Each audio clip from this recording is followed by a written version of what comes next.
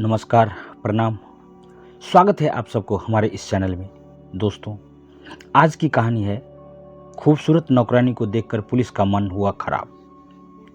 Crime story 2025 का new story. खूबसूरत नौकरानी और पुलिस अफसर की चाल।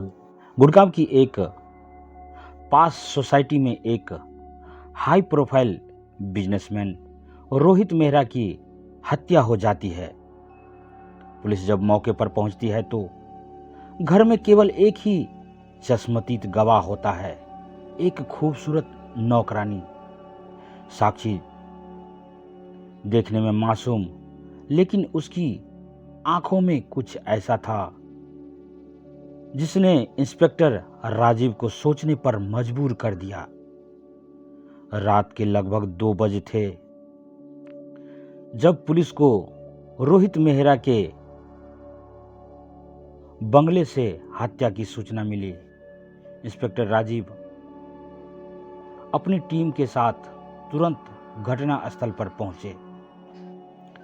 दरवाजा अंदर से खुला हुआ था और ड्राइंग रूम में रोहित का शव पड़ा था।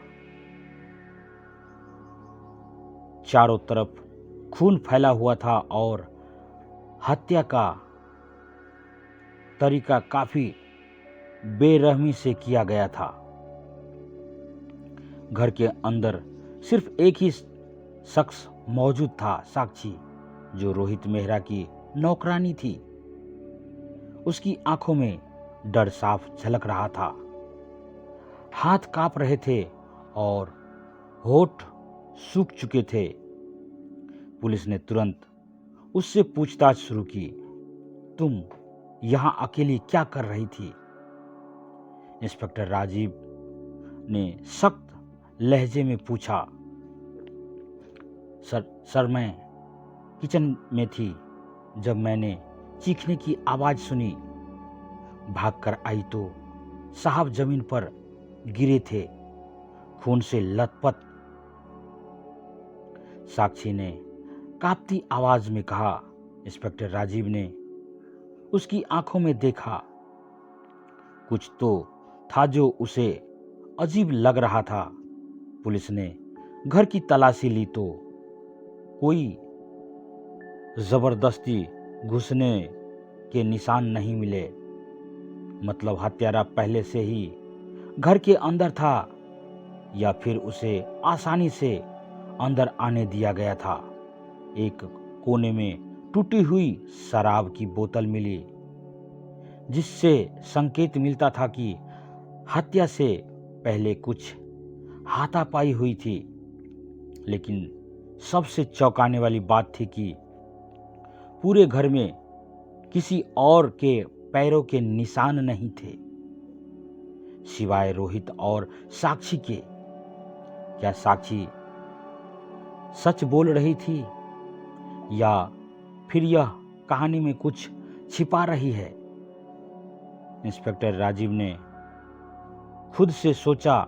साक्षी पर शक। पुलिस ने पड़ोसियों से पूछताछ की तो पता चला कि रोहित मेहरा का कई महिलाओं के साथ अफेयर था, लेकिन हाल ही में वह अपनी नौकरानी साक्षी के काफी करीब आ गया था। यह सुनते ही इंस्पेक्टर राजीव को शक हुआ। उन्होंने साक्षी से फिर से पूछताछ की। क्या रोहित साहब तुम्हारे साथ कुछ गलत करने की कोशिश कर रहे थे? साक्षी की आंखों में एक पल के लिए डर चमका, लेकिन उसने तुरंत खुद को संभाल लिया।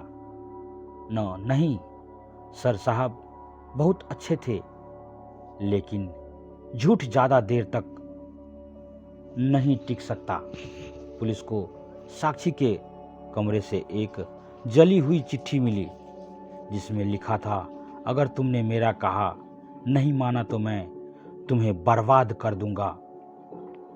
इसका मतलब था कि रोहित मेहरा ने साक्षी पर दबाव डालने की कोशिश की थी। जब शक और गहरा हो गया था, इंस्पेक्टर राजीव ने एक योजना बनाई। उन्होंने साक्षी के सामने झूठ मूठ का एक सबूत पेश किया और कहा, हमारे पास सीसीटीवी फुटेज है जिसमें हत्यारा साफ दिखाई दे रहा है।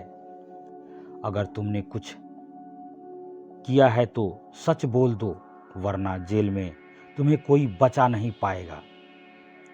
साक्षी की सांसें तेज हो गई, उसका चेहरा पीला पड़ गया। थोड़ी देर तक चुप रहने के बाद साक्षी फूट फूट कर रोने लगी और सच उगल दिया। हाँ, मैंने मारा उसे, लेकिन मैंने यह आत्मरक्षा में किया। साक्षी ने बताया कि रोहित मेहरा उसे जबरदस्ती अपने कमरे में बुलाता था और गलत हरकतें करता था। वह लगातार धमकी दे रहा था कि अगर उसने उसकी बात नहीं मानी तो उसे कहीं का नहीं छोड़ेगा। हत्या वाली रात भी उसने साक्षी को जबरदस्ती अपने कमरे में बुलाया था। जब उसने विरोध किया तो रोहित ने उसे थप्पड़ मारा। खुद को बचाने के लिए साक्षी ने पास रखी शराब की बोतल उठाई और रोहित के सिर पर दे मारी। रोहित वहीं गिर पड़ा और उसकी जान चली गई। इंस्पेक्टर राजीव ने कुछ देर तक सोचा। कानून के हिसाब से यह हत्या थी, लेकिन साक्षी ने यह आत्मरक्षा में किया था। उसे गिरफ्तार किया गया, लेकिन अदालत में यह साबित हो गया कि उसने अपनी जान बचाने के लिए यह कदम उठाया था। अदालत ने उसे न्यूनतम सजा दी और कुछ महीनों बाद वह रिहा हो गई। इस केस ने पुलिस को एक बड़ी सीख दी। कभी कभी अपराधी वही होता है जो समाज में इज्जतदार दिखता है, और जो दोषी दिखता है वह असल में शिकार हो सकता है। इंस्पेक्टर राजीव के लिए यह केस सिर्फ एक हत्या की जांच नहीं थी, बल्कि यह समझने का मौका था कि हर कहानी के दो पहलू होते हैं। दोस्तों, अगर कहानी अच्छी लगे तो अपने दोस्तों के साथ शेयर करें।